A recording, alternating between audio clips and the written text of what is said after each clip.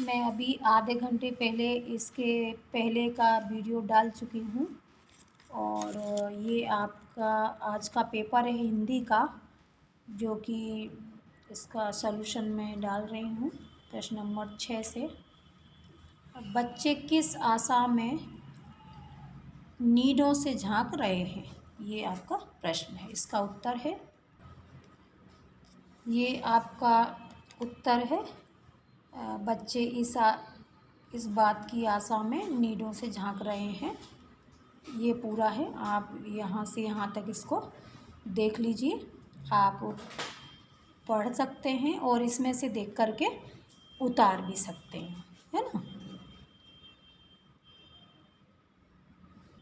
Question number 2 है आपका, जो कि अथवा वाला है। भाषा को सहूलियत से बरतने का क्या अभिप्राय है। इसका उत्तर है, ये भाषा को सहूलियत से बरतने का अभिप्राय, ये यहाँ से यहाँ तक आपका उत्तर है। ये आप इसमें से देखकर लिख सकते हैं और पढ़ भी सकते हैं।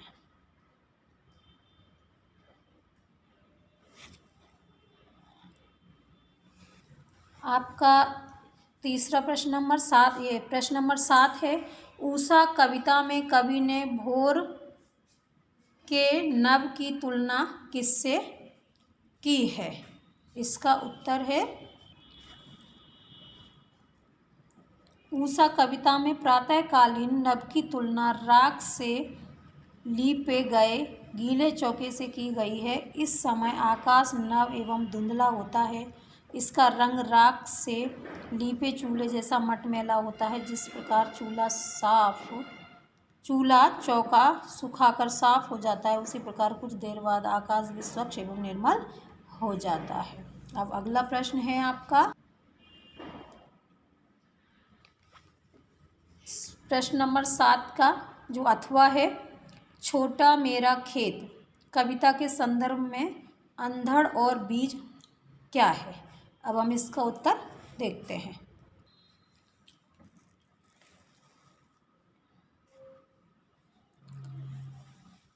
ये उत्तर इसका है, रचना के संदर्भ में अंधड़ा विचारों की संवेदना है, प्रेरणा का स्रोत है, जो विशेष विषय वस्तु पर कवि को गहराई से सोचने और उसे शब्दों और पंक्तियों में पिरोने को मजबूर कर देती है।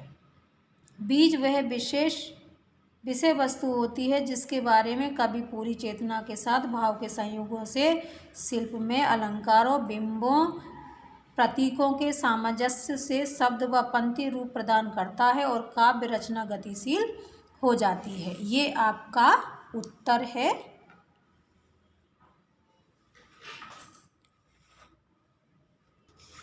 आपका प्रश्न नंबर 8 है।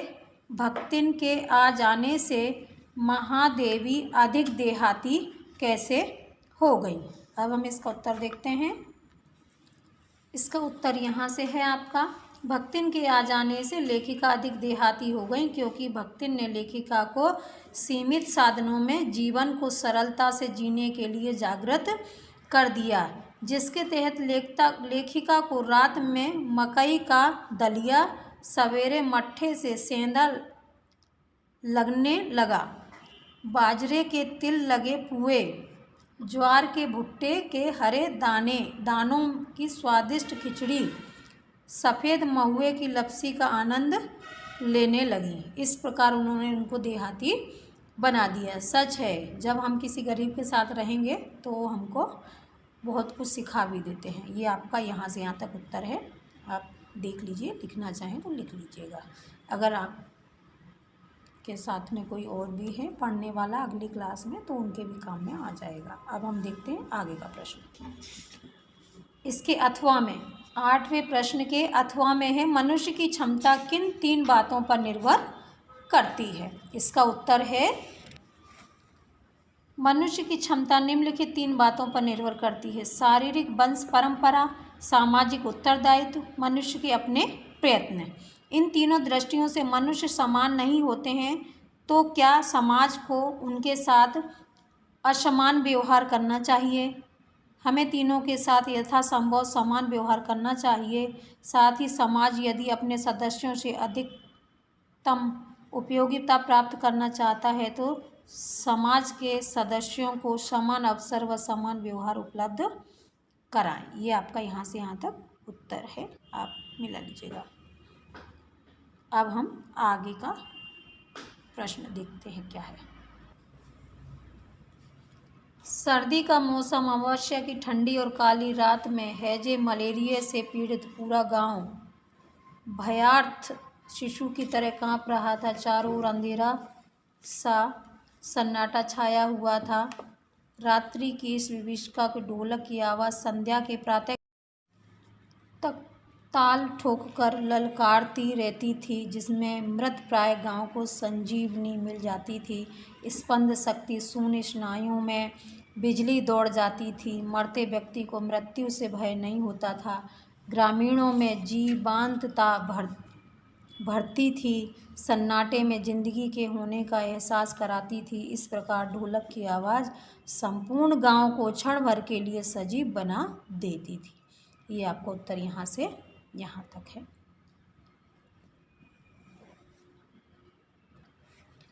आपका इसके अथवा में जो प्रश्न है, लेखक ने शिरीष को कालजयी अवधूत की तरह क्यों माना है? इसका उत्तर है, द्विवेदी जी ने शिरीष को कालजयी अवधूत यानी सन्यासी कहा है।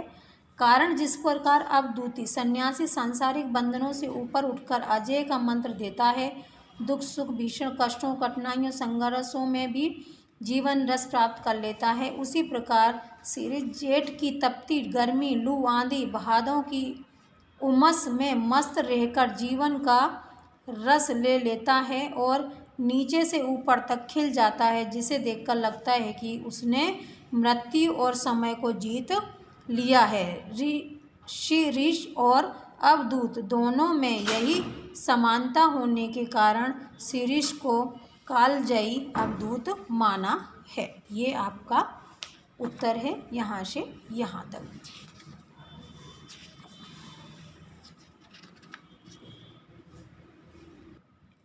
आपका प्रश्न नंबर 10, कविता के प्रति लगाव से पहले और उसके बाद अकेलेपन के प्रति लेखक की धारणा में क्या बदलाव आया? अब हम इसका उत्तर देखते हैं। कविता के प्रति लगाव के पहले लेखक को खेतों में अकेले काम करना, अकेले ढोर चराना बहुत अखरता था, अर्थात वे अकेलेपन महसूस करता था।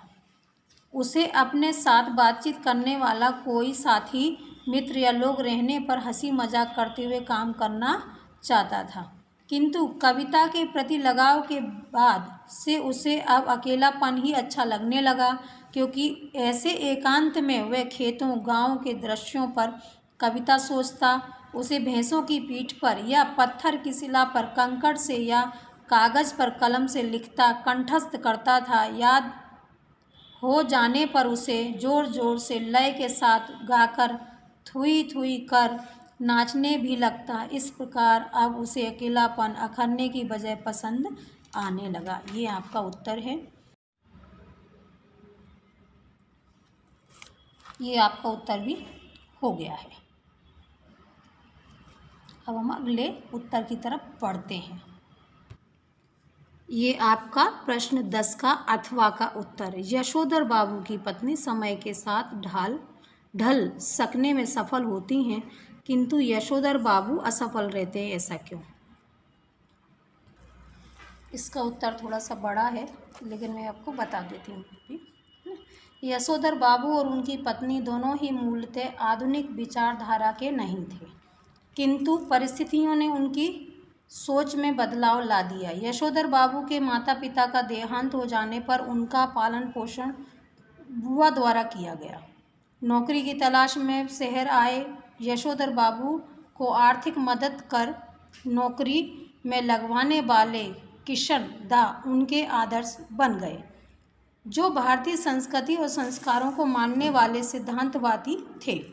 अतः किशन दा के संरक्षण और सानिध्य के कारण यशोधर बाबू स्वयं को जमाने के अनुरूप और बच्चों के आधुनिक सोच में नहीं ढल पाए। वहीं दूसरी ओर उनकी पत्नी संयुक्त परिवार में जिम्मेदारियों के बोझ तले दबे रहने के कारण अपनी इच्छाओं का दमन करती रहीं, किंतु बच्चों के आग्रह पर वे स्वयं को आधुनिकता के लिबास में ढालने और अपनी अतृप्त इच्छाओं को पूरा करने का अवसर प्राप्त कर वह समय के साथ स्वयं को बदल लेना सही मानती हैं, इसलिए वह सफल हो गई हैं। ये आप यहाँ से यहाँ तक उत्तर है, लिख लीजिएगा, पढ़ लीजिएगा।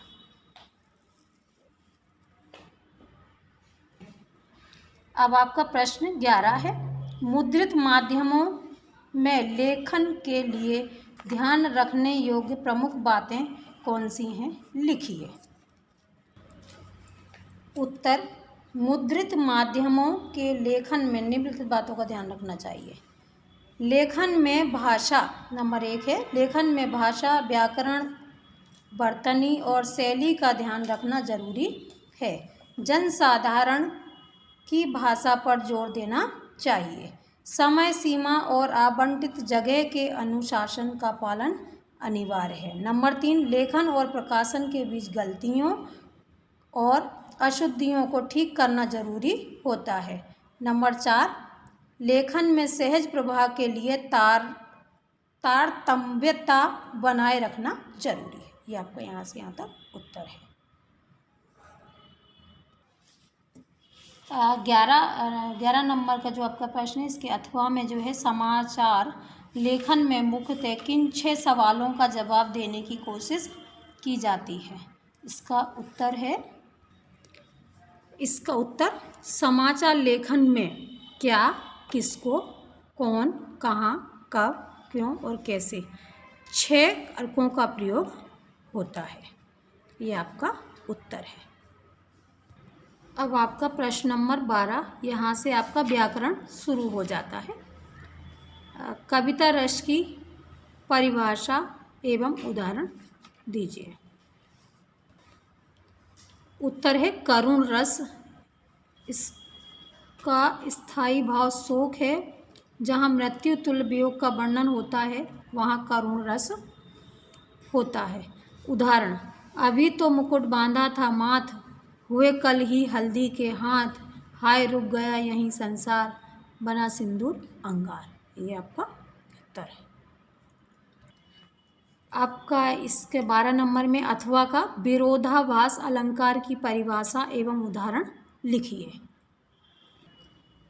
उत्तर, जहाँ किसी पदार्थ, गुण या क्रिया में वास्तविक विरोध न होते हुए भी विरोध का आभास हो वहाँ पर विरोधाभास अलंकार होता है। उदाहरण, वाह मुख की मधुराई कहो मीठी लागे अखियान लुआनी। और 2 उदाहरण ये भी दिए हुए हैं, आप देख सकते हैं।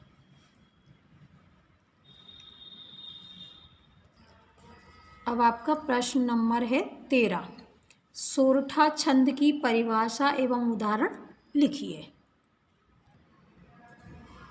सोरठा, यह भी अर्ध सममात्रिक छंद है और दोहे का उल्टा होता है। इसके विषम चरणों में अर्थात पहले और तीसरे चरण में 11-11 मात्राएं और सम चरणों में अर्थात दूसरे और चौथे चरण में 13-13 मात्राएं होती हैं। तुक प्रथम और तृतीय चरण में होती है और इनके अंत में लघु अवश्य होता है। दूसरे और चौथे चरण में के आरंभ में ज गण ये चिन्ह है उसके नहीं लगाए होते हैं। अब इसका ये उदाहरण, रहीमन धागा प्रेम का 13 मात्राएं हैं। मत तोड़ो चटकाए, इसमें 11 मात्राएं हैं। टूटे से फिर ना जुड़े 13 मात्राएं हैं। जुड़े गांठ लग जाए। इसके अथवा में जो प्रश्न है, अभिधा शब्द शक्ति की परिभाषा लिखिए। अभिधा शक्ति, जिस शब्द शक्ति से किसी शब्द के प्रचलित या मुख्य अर्थ का बोध होता है वह अभिधा शब्द शक्ति कहलाती है। उदाहरण, अपना घर सबको प्यारा होता है। राम के पिताजी बीमार हैं। प्रश्न 14, मुहावरे और लोकोक्तियों में कोई दो अंतर बताइए। लोकोक्तियाँ और दूसरे में मुहावरे लिखा हुआ है। लोकोक्तियाँ वाक्य होते हैं, मुहावरे वाक्यांश होते हैं। इसमें व्यंजना की प्रधानता होती है लोकोक्तियों में। इसमें लक्षण की प्रधानता होती है। इसके अंत में ना होना अनिवार्य नहीं है, लेकिन मुहावरे में ना अनिवार्य रूप से जुड़ा होता है। यह लोक में प्रचलित उक्तियां हैं जिसका संबंध अतीत के लोक जीवन से है। मुहावरा अपने रूढ़ अर्थ के लिए प्रसिद्ध होता है। छठा है इसमें, ये गद्यात्मक एवं पद्यात्मक दोनों ही होते हैं लोकोक्ति, और मुहावरे केवल गद्यात्मक होते हैं। ये आपके 14 नंबर के अथवा में है। निपात शब्द का अर्थ बताते हुए कोई दो निपात शब्द लिखिए। निपात शब्द किसी भी बात पर अतिरिक्त भार देने के लिए जिन शब्दों का प्रयोग किया जाता है उसे निपात अवधारक कहते हैं, जैसे भी, तो, तक, केवल, ही, मात्र आदि। इनके उदाहरण, तुम्हें आज रात रुकना ही पड़ेगा। ये देखो ही है ना, इसमें भी ही आ गया। तुमने तो हद कर दी। अब इसमें जोर किस पे दिया है? तो पर। तुमने तो हद कर दी। ये आपके दो उदाहरण हैं, और भी दिए हैं, देख लीजिए आप। फिर आपके वाक्यों को शुद्ध करना है। ईश्वर के अनेकों नाम हैं। ईश्वर के अनेकों नाम हैं, इसमें आएगा ईश्वर के अनेक नाम हैं। दूसरा है, मुझे केवल मात्र 20 रुपये दीजिए, में आएगा मुझे मात्र 20 रुपये दीजिए। ये सही उत्तर है आपका। फिर ये हैं आपके निर्देशानुसार वाक्य परिवर्तित कीजिए, है ना। तो इसमें प्रश्नवाचक बनाना है। शीरीष के वृक्ष बड़े और छायादार होते हैं, तो इसमें क्या आ जाएगा? क्या शीरीष के वृक्ष बड़े और छायादार होते हैं? ये आपका बन गया। फिर ये है 15 वर्ष बीत गए। ये आश्चर्य सूचक या विस्मय सूचक वाक्य बनाना है। तो आप आश्चर्य सूचक शब्द बनाने के लिए एकदम से कोई भी आश्चर्यजनक शब्द का यूज़ कर सकते हैं कि हाय 15 वर्ष बीत गए। अब आपका प्रश्न नंबर 16 है, तुलसीदास अथवा रघुवीर सहाय का काव्यगत परिचय निम्नलिखित बिंदु के आधार पर दीजिए। ये तो आप लोगों ने बुक में आपके पास होगा ही, ये इनकी रचनाएं, भाव पक्ष, कला पक्ष और साहित्य में स्थान। ये तुलसीदास जी का जो है वो बहुत बड़ा आंसर है। मैं आपको ऐसे दिखा देती हूँ, तो आप लोगों को अभी के लिए है, आप पढ़ना चाहें तो। ये साहित्यिक सेवा है, ये उनकी रचनाएं हैं, और आगे इनका भाव पक्ष है। ये भाव पक्ष है। भाव पक्ष में आप ये पॉइंट समझ सकते हैं, लिख सकते हैं। ये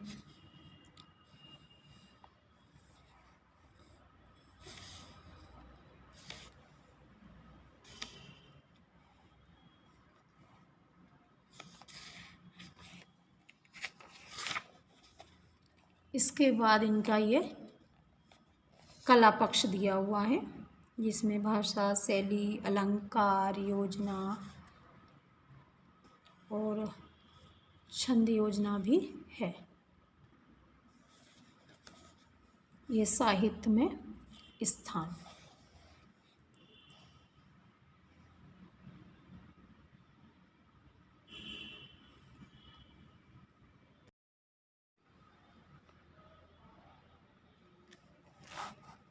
ये रघुवीर सहाय जी का दिया हुआ है जीवन परिचय, और प्रमुख रचनाएं हैं। ये उनका भाव पक्ष है, और ये कला पक्ष है और ये साहित्य में स्थान है। ये आप पढ़ लीजिएगा और लिख लीजिएगा। प्रश्न नंबर 17, महादेवी वर्मा अथवा हजारी प्रसाद द्विवेदी का साहित्यिक परिचय निम्न बिंदुओं के आधार पर दीजिए।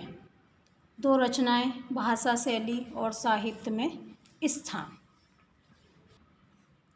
ये महादेवी जी का जन्म, मृत्यु और ये इनका जीवन परिचय है, आप इसमें से पढ़ सकते हैं। ये शिक्षा, फिर व्यक्तित्व, उसके बाद इनकी रचनाएं जिसमें काव्य भी हैं, इन्होंने कविताएं भी लिखी, रेखा चित्र भी लिखे, संस्मरण भी लिखा, निबंध संग्रह भी लिखे। साहित्यिक विशेषताएं यानी भाव पक्ष, भाषा शैली, कला पक्ष और साहित्य में स्थान, ये यहाँ तक महादेवी वर्मा का। हजारी प्रसाद द्विवेदी, जन्म 19 अगस्त 1907, मृत्यु 1979। पहला है जीवन परिचय, उसके बाद इनकी शिक्षा, फिर इनका व्यक्तित्व, भाषागत विशेषताएं, ये इनका दिया हुआ है। ये आपका उत्तर हो गया। प्रश्न है आपका 18, तत्सम तथा तद्भव शब्दों में अंतर स्पष्ट करते हुए 2 तत्सम शब्द तथा उनके तद्भव शब्द लिखिए। तत्सम तथा तद्भव शब्द। तत्सम शब्द, इसमें अंतर बता रही हूँ मैं। वे शब्द जो अन्य भाषाओं के हैं और अपने मूल रूप में हिंदी में प्रचलित हैं, उन्हें तत्सम शब्द कहते हैं। वैसे तत्सम शब्द का अर्थ होता है उनके समान, अर्थात जो शब्द संस्कृत से ज्यों के त्यों हिंदी में लिए गए हैं, आ गए हैं, उन्हें तत्सम शब्द कहते हैं। जैसे माता पिता, अग्नि। तद्भव शब्द, वे शब्द जो आए तो संस्कृत से ही हैं किंतु सीधे न आकर के पाली, प्राकृतिक आदि भाषाओं से अपभ्रंश, संशोधित तथा परिवर्तित होके आए हैं। उनका मूल रूप बहुत कुछ बदल गया है, उन्हें तद्भव शब्द कहते हैं। अगला है आपका उपसर्ग एवं प्रत्यय में अंतर। उपसर्ग शब्द के आगे लगता है और प्रत्यय शब्द के पीछे लगता है। देखिए, जैसे ये अभी क्या है, उपसर्ग है ना, और इसको मान में जोड़ दिया तो अभिमान, ये शब्द के आरंभ में लगता है। प्रत्यय, जैसे ये हार है, ये पालन लिखा हुआ है, ये मूल शब्द है, और हार क्या हो गया आपका, प्रत्यय हो गया। तो क्या नया शब्द क्या बना, पालनहार।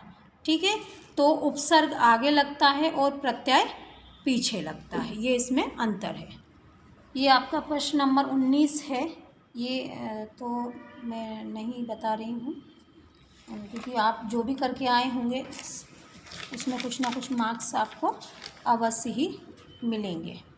ये आपका, उसके बाद मैं ले रही हूँ आपका प्रश्न नंबर 20, निम्नलिखित पद्यांश की संदर्भ सहित व्याख्या कीजिए। ये आपका जो है आंगन में ना, इसमें है संदर्भ है आपका प्रस्तुत काव्य रचना हमारी पाठ्य पुस्तक आरोह में से ली गई है, रूबाई से उद्धृत है। इसके रचयिता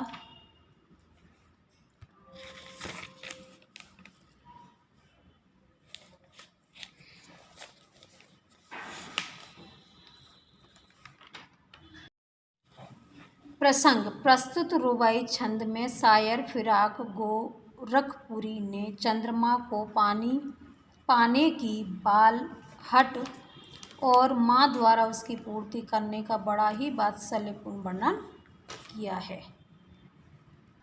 ये इसकी व्याख्या दी हुई है, आप यहाँ से यहाँ तक देख सकते हैं कि इसमें उन्होंने क्या कहा है। और आगे ये काव्य सौंदर्य भी दिया हुआ है जो कि आखिरी में है,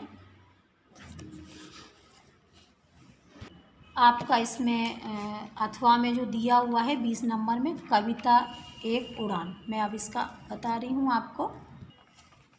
ये आपका संदर्भ प्रस्तुत पद्यांश हमारी पाठ्य पुस्तक आरोही में संकलित कविता के बहाने से लिया गया है। इसके रचितक कुमार नारायण है। ये प्रसंग है, आप इसको पढ़ सकते हैं। ये यहाँ से यहाँ तक इसका उत्तर है। आप इसको लिख भी सकते हैं और पढ़ भी सकते हैं। अब आगे का प्रश्न बताती हूँ मैं आपको। अब आपका 22 है, जबलपुर नगर निगम के निगमायुक्त को नियमित जलापूर्ति हेतु एक आवेदन लिखना है और इसके अथवा में है अपने मित्र कमलेश को अपने बड़े भाई बहन की शादी में आमंत्रित पत्र लिखना है। ये आपको पहले लिखना है सेवा में, फिर नगर पालिका अध्यक्ष, जगह का नाम जबलपुर आएगा, विषय नगर में जल की अनियमित पूर्ति के संबंध में महोदय। ये आपका यहाँ से यहाँ तक है, आप इसको लिख सकते हैं। इसके बाद जो दूसरा क्वेश्चन है, अपने बड़े भाई के विवाह समारोह में शामिल होने के लिए ये पत्र है, ये भी आप देख करके पढ़ सकते हैं। इस तरीके से मैंने आपको पूरा पेपर हल करके बता दिया है।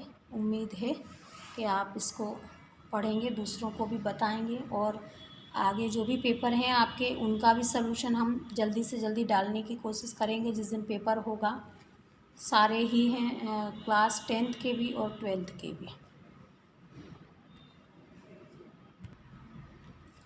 ये आपके निबंध हैं जो कि आपको ही देखने पड़ेंगे क्योंकि बहुत बड़े बड़े हैं, तो इसमें डाल पाना संभव नहीं है। मैं निबंध का एक अलग वीडियो बनाने वाली हूँ, तो उसमें आप देख लीजिएगा।